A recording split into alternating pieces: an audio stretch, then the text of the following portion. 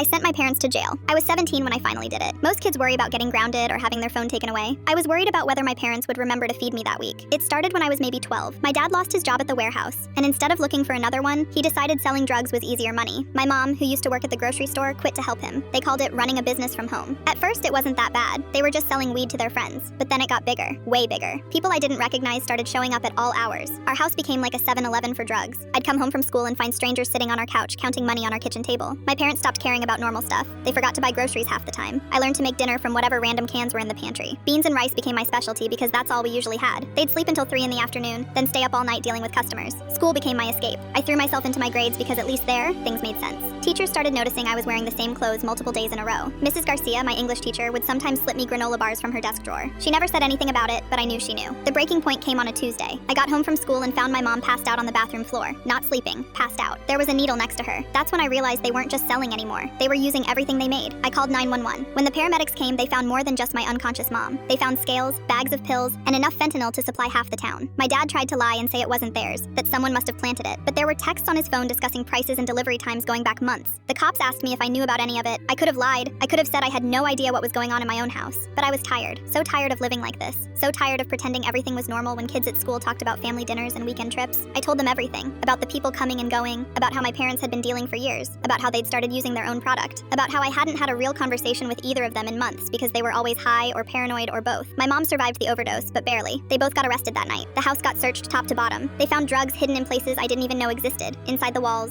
under floorboards, even in my old toy chest. My parents each got 5 years. Drug dealing, possession with intent to distribute, child endangerment. My mom cried during sentencing and kept looking at me like I was the one who had betrayed her. My dad just stared straight ahead like he was already planning his next move. I moved in with my Aunt Lucy, my mom's sister. She lived 3 towns over in a tiny apartment, but it was clean and quiet, and there was always food in the fridge. Real food, not just expired crackers and energy drinks. The weird part was how normal life became. I had a bedtime again. Someone asked about my homework. My aunt made sure I had clean clothes and lunch money. Simple stuff that I'd forgotten was supposed to be normal.